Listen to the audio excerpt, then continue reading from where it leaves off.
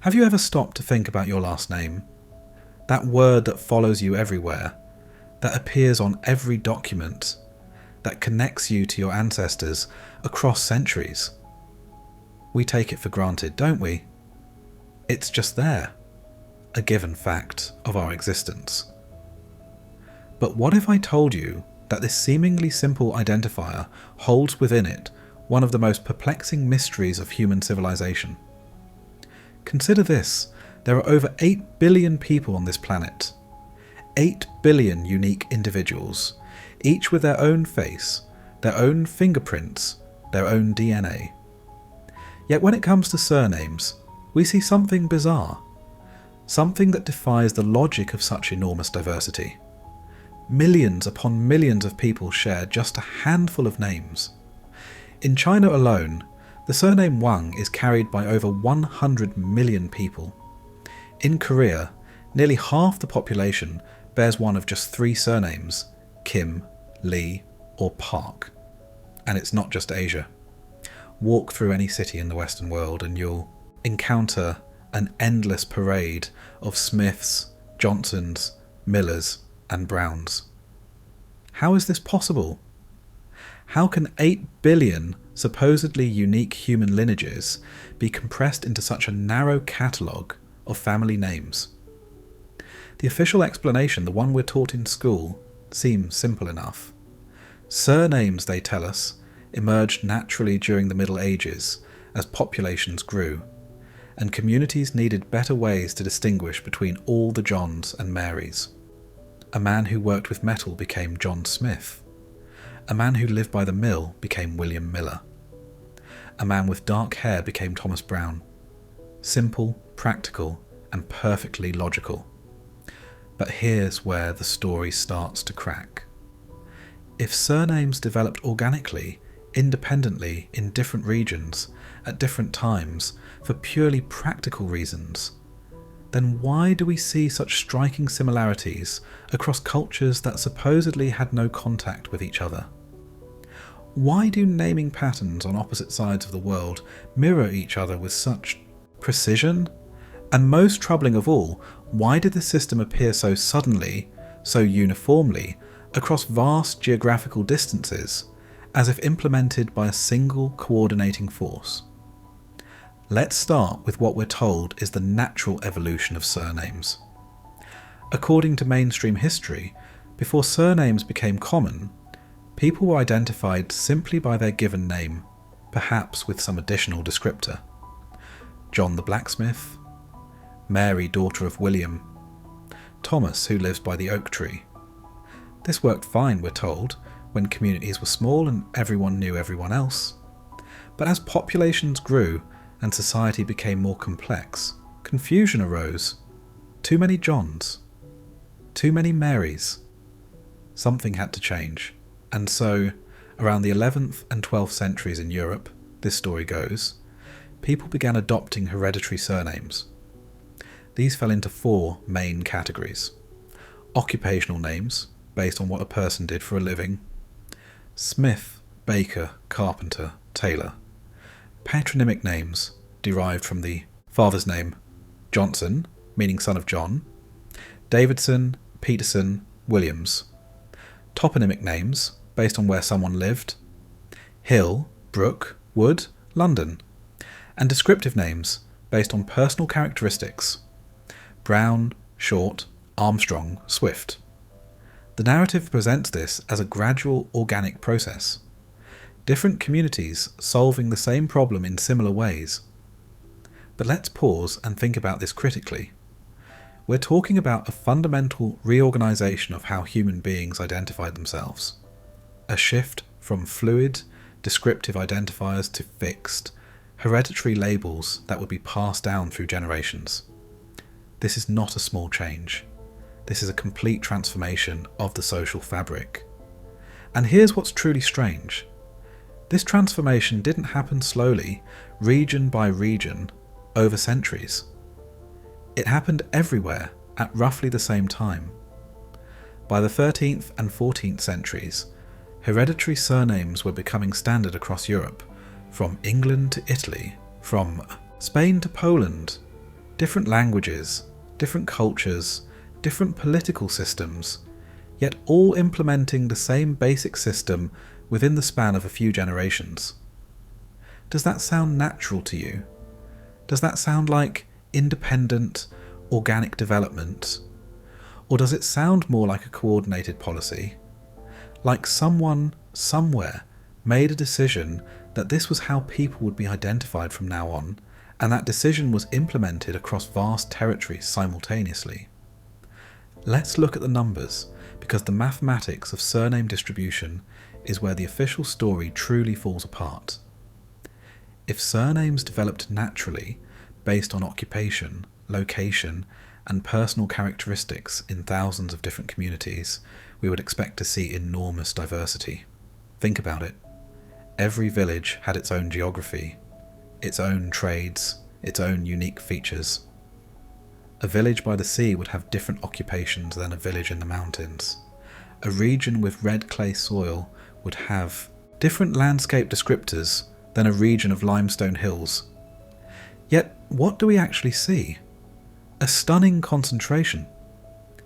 In England, studies show that the top 100 surnames are shared by more than 20% of the population. In the United States, a country supposedly built by immigrants from every corner of the globe, the top 10 surnames alone account for over 6% of the entire population. That's nearly 20 million people sharing just 10 names. But this concentration becomes even more extreme when we look at Asia.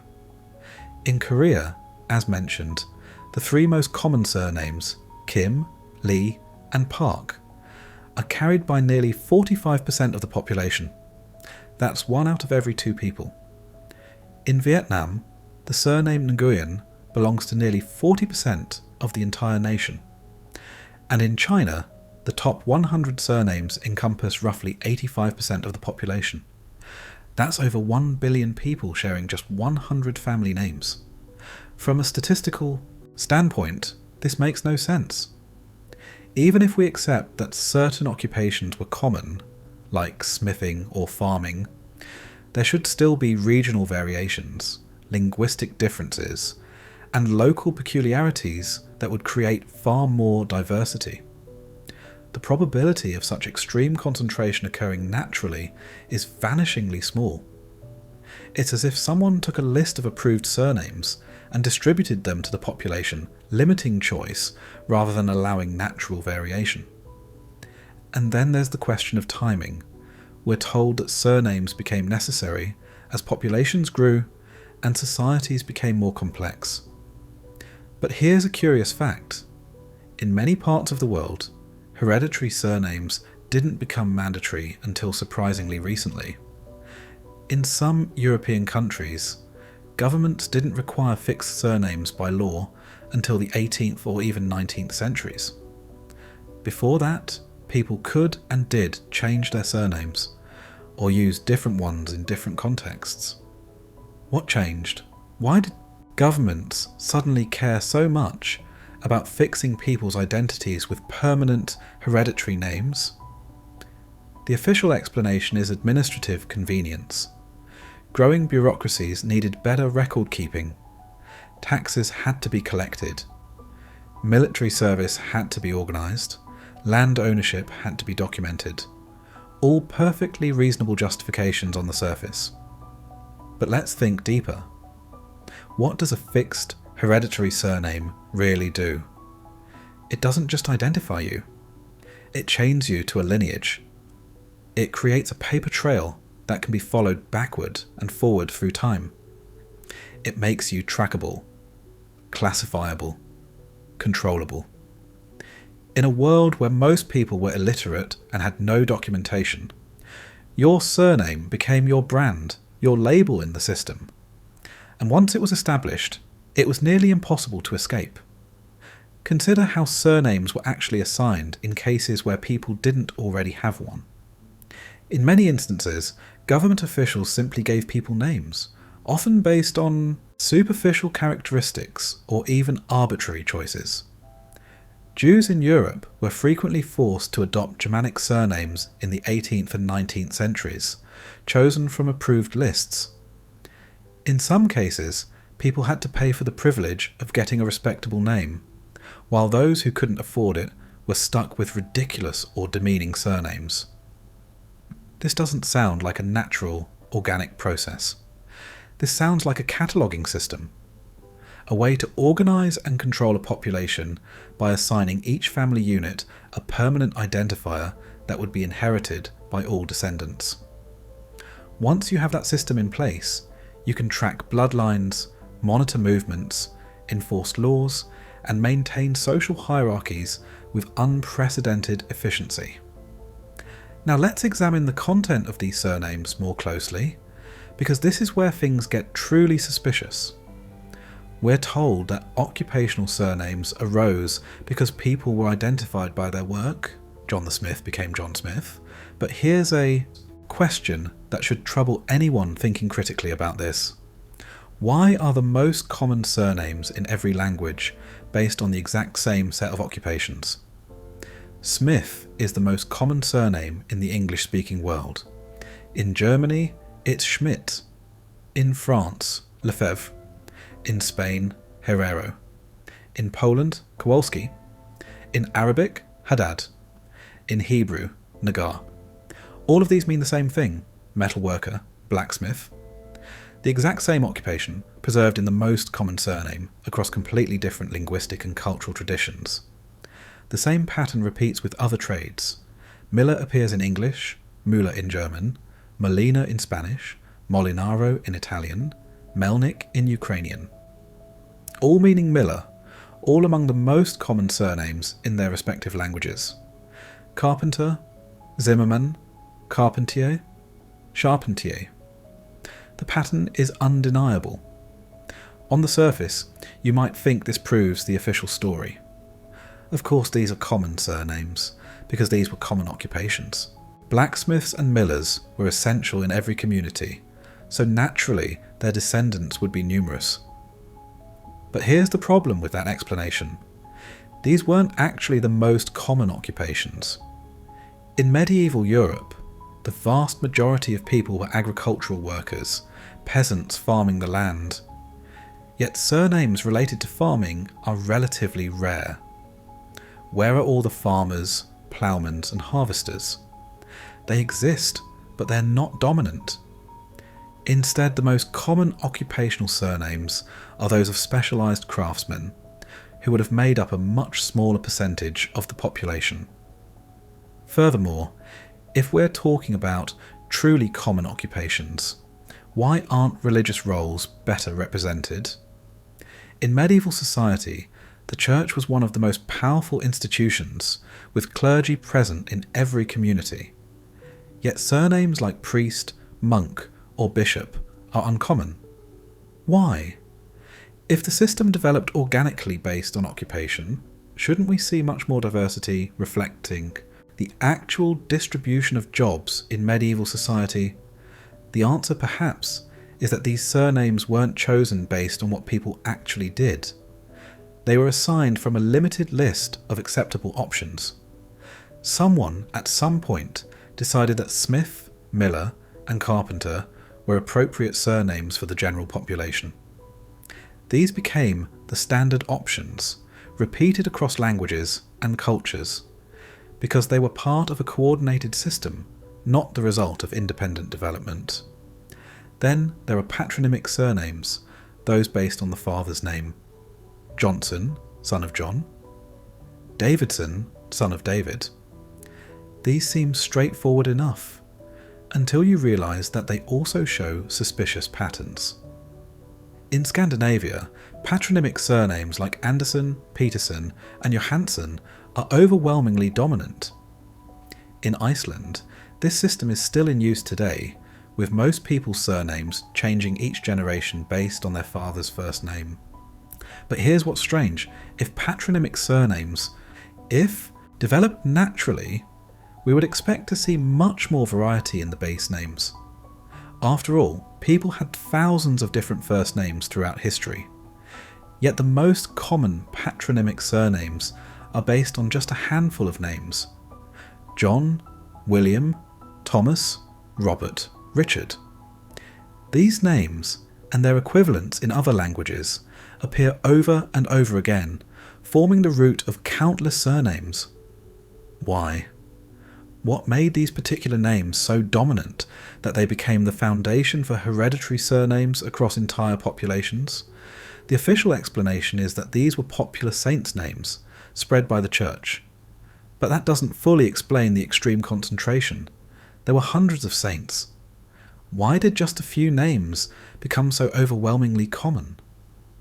One possibility is that these names were promoted, perhaps even mandated, as part of a broader effort to standardize identity.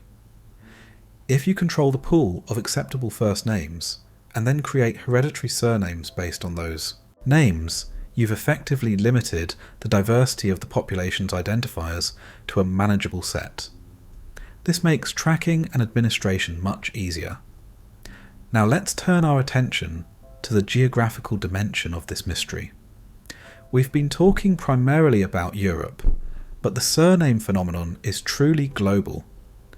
And when we look at how surnames developed in Asia, Africa, and other regions, the official narrative becomes even harder to believe. Take China, for example. Chinese surnames are among the oldest in the world, with some claiming origins stretching back thousands of years. But here's the remarkable thing. Despite China's enormous population and vast territory, there are only a few thousand Chinese surnames in use, and as mentioned earlier, the top 100 account for the overwhelming majority of people. According to legend, these surnames descend from ancient clan names, with everyone bearing the same surname supposedly sharing a common ancestor from antiquity. But is that really plausible? China's current population is over 1,400,000,000. The surname Wang alone is carried by more than 100 million people. Are we seriously expected to believe that all of these people descend from a single family line? That over the course of thousands of years, this one lineage reproduced so successfully that it now represents nearly 10% of the world's most populous country? The math doesn't work. Even with favourable conditions, a single family line would need impossibly high reproduction rates sustained over dozens of generations to produce such numbers. And this would have to happen not just for Wang, but for Li, Zhang, Liu, Chen, and all the other common surnames.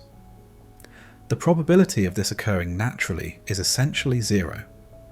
A more logical explanation is that these surnames were assigned or adopted much more recently than claimed, as part of an administrative reorganisation. Perhaps there was a point in China's history where the government decided to catalogue its population, and people were given surnames from an approved list based on region, occupation, or other factors.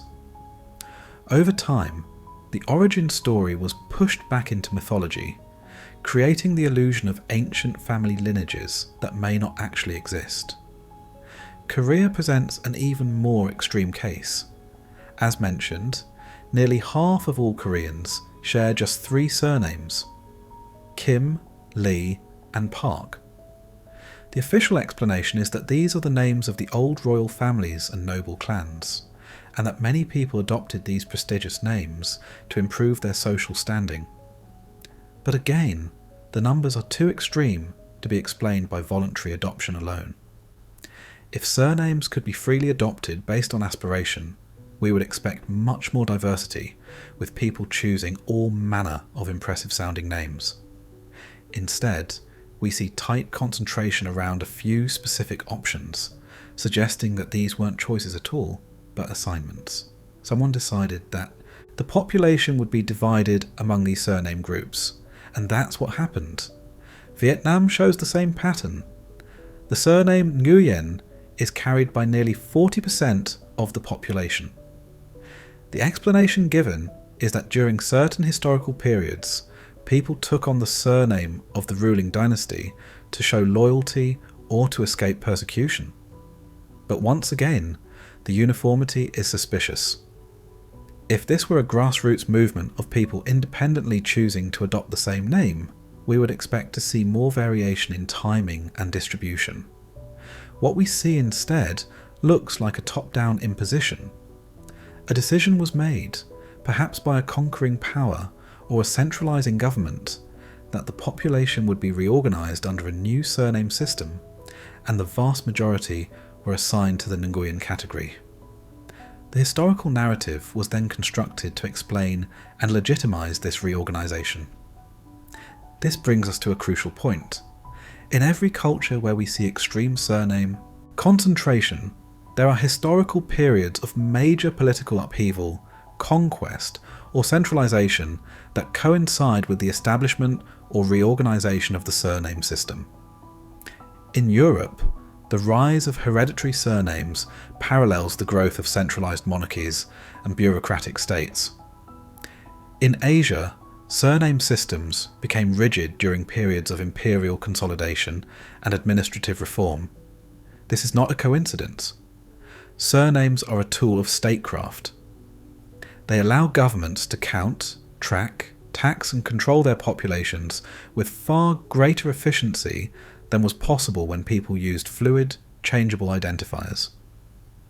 The fact that surname systems became entrenched during periods of state building strongly suggests that they were imposed from above, not developed organically from below.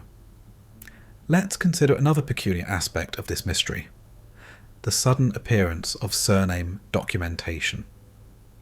We're told that surnames evolved gradually over centuries, but the written records tell a different story. In most parts of the world, comprehensive surname records don't exist before a certain date. In England, for example, parish registers recording births, marriages and deaths with surnames only became standard after the 16th century. Before that, documentation is sparse and inconsistent. This creates a curious blind spot. We have very limited evidence of what people were actually calling themselves in the supposed formative period when surnames were emerging. Instead, we have later documents that claim to describe earlier practices, but these were written after the surname system was already established. In other words, we're reading accounts of the past written by people who already lived in a world of fixed surnames, trying to explain how that world came to be. But what if the explanation is backwards? What if hereditary surnames didn't evolve slowly and then get documented later? What if they were implemented relatively suddenly as part of an administrative reform, and the evolutionary story was created retroactively to make the system seem natural and inevitable? This would explain why documentation appears so abruptly.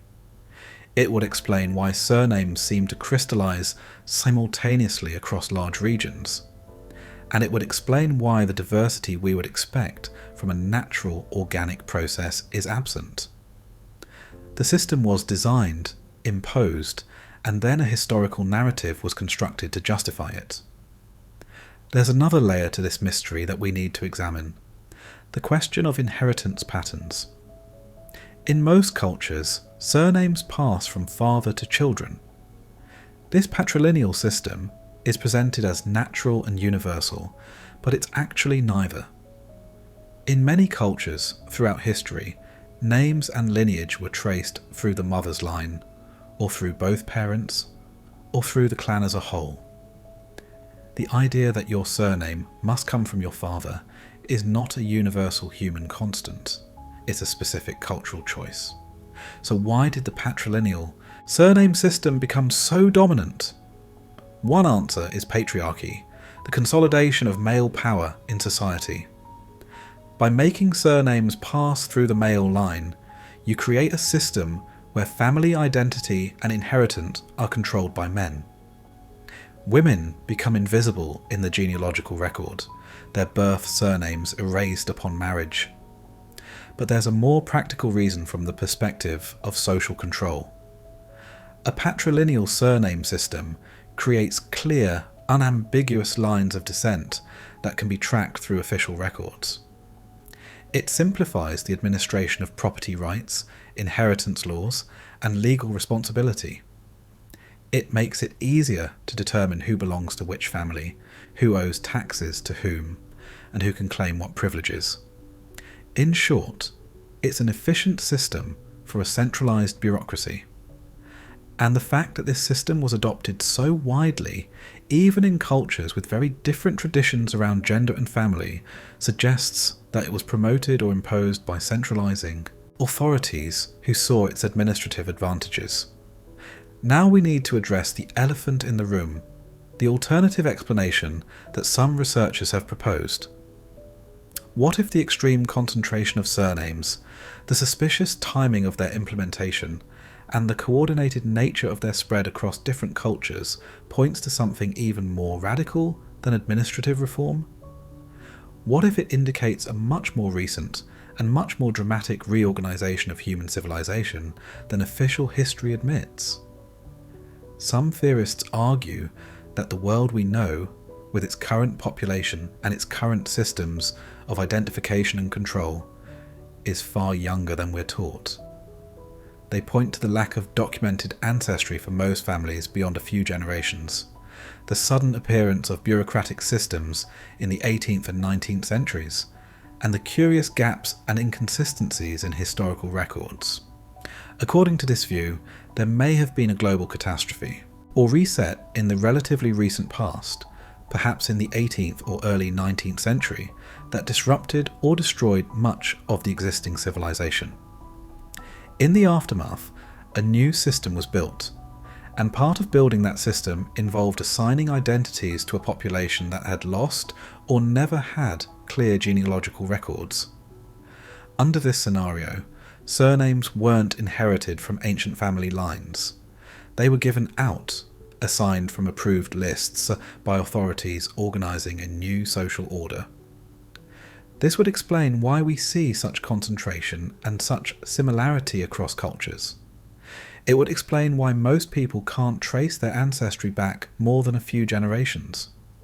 And it would explain why the official history of surnames has so many logical inconsistencies.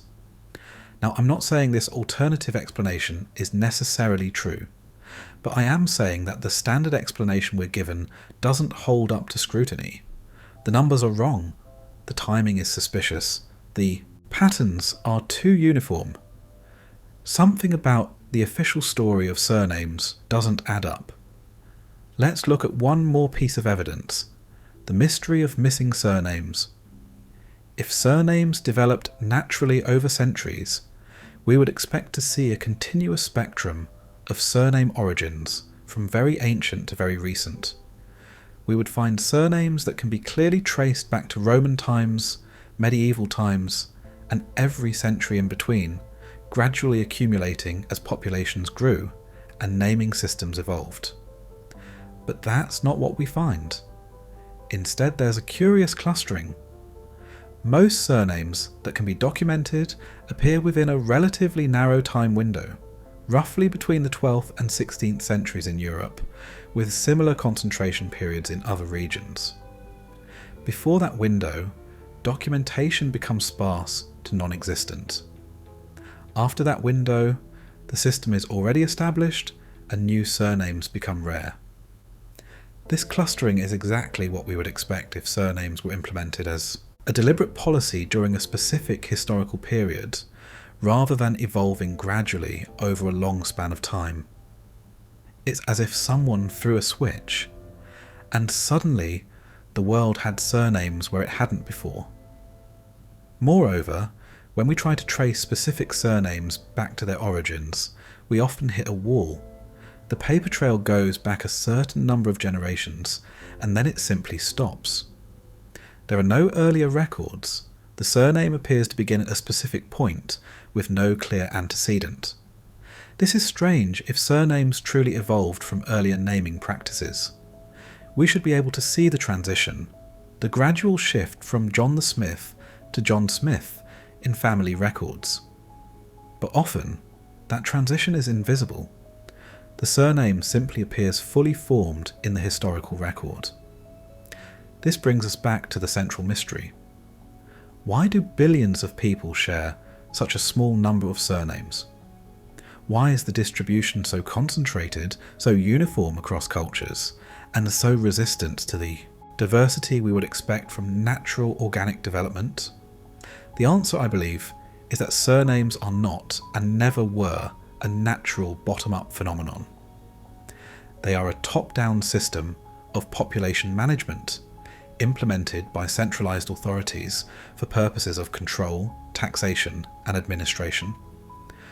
The romantic story of surnames evolving from people's occupations and characteristics is a fiction, a narrative constructed to make the system seem organic and inevitable rather than imposed and artificial. But if we accept this conclusion, it raises profound questions about the nature of our history and our identity. If surnames were assigned rather than inherited, what does that mean for our sense of family lineage and ancestry? If the system was implemented recently, as part of a reorganisation of civilization, what happened before? Who were we before we had these fixed, bureaucratic identifiers? The answers to these questions may be hidden, deliberately obscured by those who benefit from maintaining the current narrative. But the evidence is there for anyone willing to look. The mathematical impossibilities, the suspicious timing, the cross-cultural uniformity, the gaps in documentation. All of it points to a story very different from the one we've been told. Your surname is not just a name, it's a barcode, a tag in a system of population management that was imposed on humanity at a specific point in history for specific purposes. Understanding this doesn't diminish your identity or your family's history, but it does reveal the deeper architecture of the world we live in, and the extent to which our most basic assumptions about ourselves have been shaped by forces we don't fully understand. The next time someone asks you about your last name, about where it comes from, and what it means, perhaps you'll think twice about the story you've been told. Perhaps you'll wonder who decided that this would be your name, your family's name, your identifier in the vast system of human cataloguing that defines our modern world. Because the truth is, we don't know where our surnames really came from.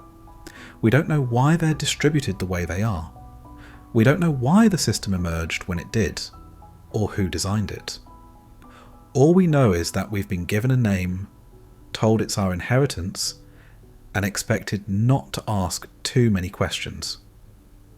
But questions are exactly what we should be asking, because in the mystery of surnames lies a key to understanding the much larger mystery of who we are, where we came from, and who has been writing the rules of the world we live in.